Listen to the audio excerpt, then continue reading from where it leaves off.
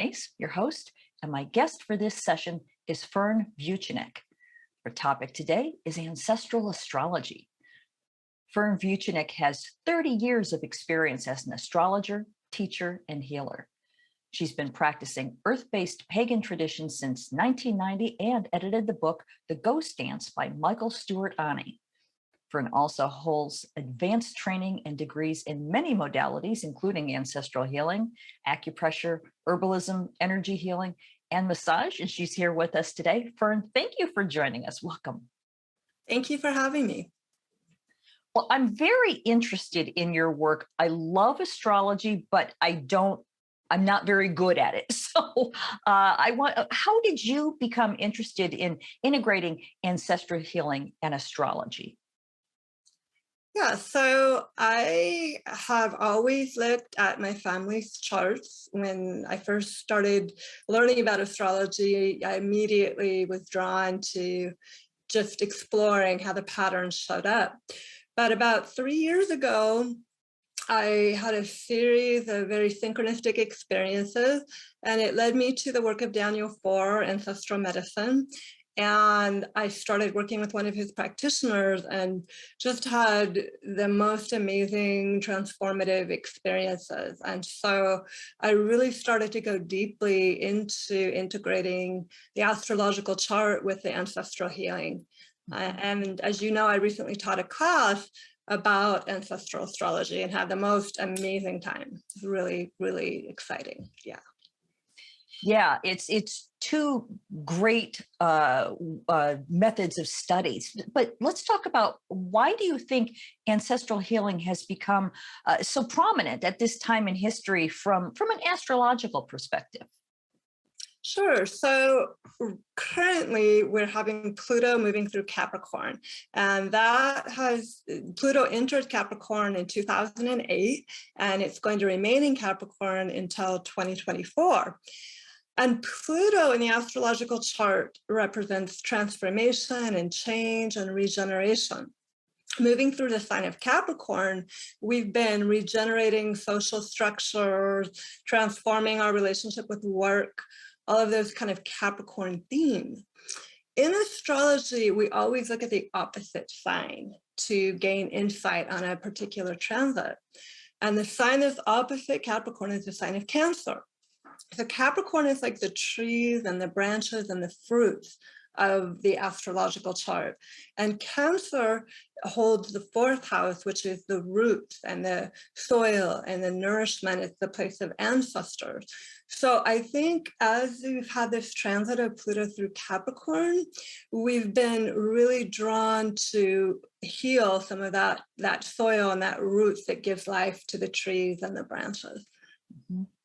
Wow, that's so interesting. This is fascinating. So what are the benefits to integrating astrology and ancestral healing? So I'm seeing so many benefits to it just through my work I'm doing with clients and with my students. We're seeing people approach their family history from a completely different perspective. I'm seeing people who either were adopted or just don't have a lot of stories about their family lines, drawing new insight and information and stories through the astrological chart. Some of the patterns that replicate throughout many lineages in an astrological family lineage tree are incredibly, I can't think of in many adjectives that would describe how amazing some of these patterns show up. I can give some examples from a student chart that we had in the class that was really kind of mind-blowing to everybody involved. So she had a number of different planetary patterns that replicated, but one that really stood out was an asteroid, Pallas Athena, the goddess Athena. And as many people may know, Athena's symbol is the owl. And so we were talking about the chart, and she had her grandmother's chart, and both her and her grandmother had Pallas Athena in the same sign, and I believe the same house. And so I started talking to her about some of the symbology that's related to Pallas Athena. And I could see her face totally change. And she said, oh my God, I've been having the most incredible experiences with owls lately. And she's had, owls fly into her, her property. And she later showed us a photo of her with a live owl on her arm. And it was just really, really stunning to see that. So you really see how the astrology and the family line comes alive in people's real life. Wow, that's so amazing. So how can we, the viewers, how can we use our natal chart to, gain awareness of these ancestral patterns that you were talking about? What do we look for?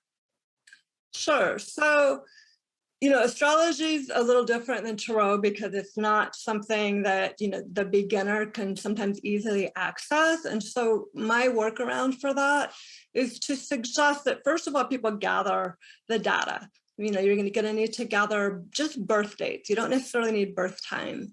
And then I recommend that people approach the chart through the lens of the elements, because we all have some experience with the elements earth, air, fire, and water.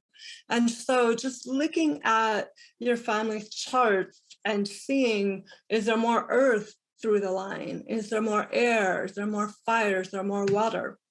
And oftentimes there's going to be one or two elements that really stand out. And then taking that information and, what do you know about fire?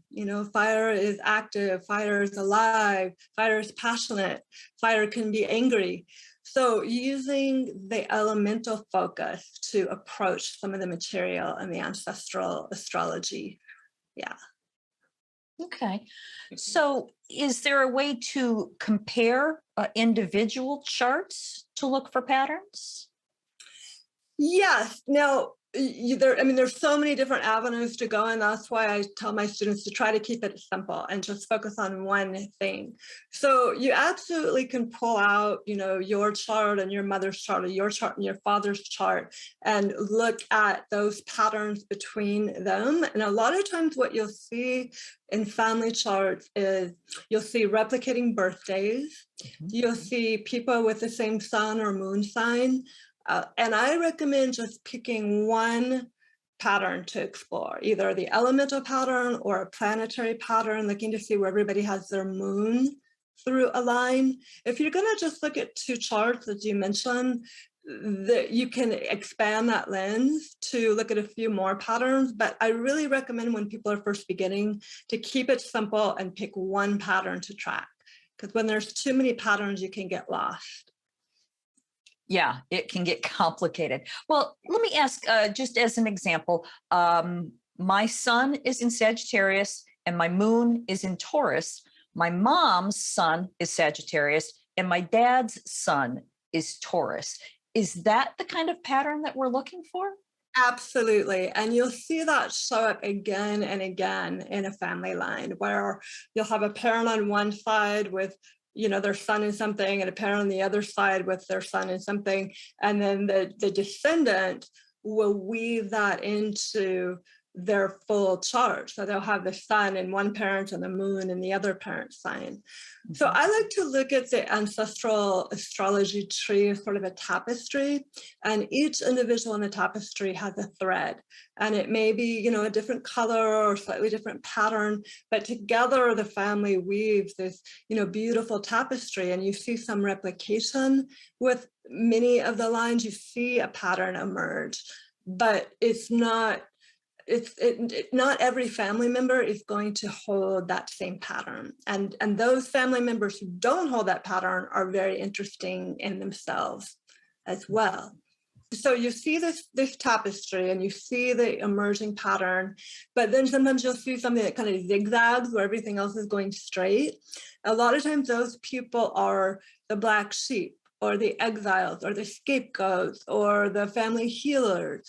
And they're doing a whole other, where everybody else might have fire and air, they've got the earth. So that's really fascinating to look at as well. Yeah, that is interesting. Now, you mentioned people who are adopted, which I think is so important when we're doing ancestral work because it's so frustrating for people who were adopted who can't look at their family tree necessarily, but they can look at their astrology chart. What can they find? Sure. So there's a couple different ways folks who are adopted can approach it. One is if a lot of people who are adopted with open adoption actually have access to their parents' birthdays, their birth biological parents. So you can look at those charts. But if you don't have any data, then you're just looking at your own personal natal chart alone, then what I suggest looking at are your moon sign and any aspects to your moon sign. So if your moon is conjunct Venus, that's going to be relevant. If your moon is in Capricorn, that's going to be relevant. You're also going to want to look at any planets that are in the water houses, the 4th house, the 8th house, and the 12th house, because the water houses are very much associated with family history and ancestral lineage. So that by exploring those 3 areas, you can get a lot of information about what your particular piece that you're carrying on in the ancestral, sort of the ancestral story, how you're supposed to carry that piece out. Okay, well, that's actually very valuable for people who aren't adopted. So, Sure. if you would, please go ahead and explain just a little bit more about that. Okay, so the way that I do the ancestral astrology is it depends on where you're at astrologically. So if you're in the beginning level, I always say start with your natal chart. And what I just explained was exactly that, is looking at your own birth chart, which is the map of the sky at the moment you first drew breath. So the areas to look at in that natal chart are, first of all, your moon sign, which I just talked about. The moon is your family, kind of like your family rhythm that you carry. It's what you're here to explore on a daily basis that comes through from the family line. So the sign and house of your moon is going to be very relevant. That's the first step. The next step is looking again at any aspects from other planets to that moon, because the aspects from other planets are the relationships that those planets have with each other. So if you have a moon Saturn aspect, your ancestral story is going to have a relationship with Saturn. There's going to be issues of success and motivation and boundaries and limits and oppression that go along with your family story. Okay, so moon, sign, and house, aspects to the moon. And then the third area is the water houses. What do you have in the fourth, 8th, and 12th house? What planet? Do you have north and south node there? What's the action happening in those houses? Okay. So let's just pretend that the people here that are watching know nothing about astrology. And what you've just told them is very valuable starter information. Can you explain the aspect part of it? That's always the part that confuses me. That's where I just go, I don't get it. Sure. A lot of people have a hard time with that. When I'm teaching my beginning astrology students, that's the area of focus that I really try to spend time on, because I know that's when people bump up against. So, and I love explaining it because I think it's really a magical part of astrology. So the planets are the characters. And, if Shakespeare said, if life were a stage, and all the world, if all the world is a stage and we're about the players, and that's what I'm going for. Okay. And so the planets are like the characters in this play that is life. The signs are the costumes they wear, and the houses are the stage set that they act out their story on. The aspects are the relationships between the characters. So if you were to imagine you had 2 main characters, the sun and the moon, and they're going to be relating to each other, the nature of that relationship is described by the aspects. So if there's a square between the sun and the moon, a square is a hard aspect. If there's challenge, there's passion, there's excitement, but there's also creativity. If you have a trine, which is considered to be an easy aspect or a gentle aspect, there's flow, there's harmony, there's ease between these 2 characters. So the aspects speak of relationships between the planets. And, we're in relationship to everything in life. So doesn't it make sense that there would be a relationship within ourselves between different parts of ourselves? So the aspects just describe the nature of that relationship.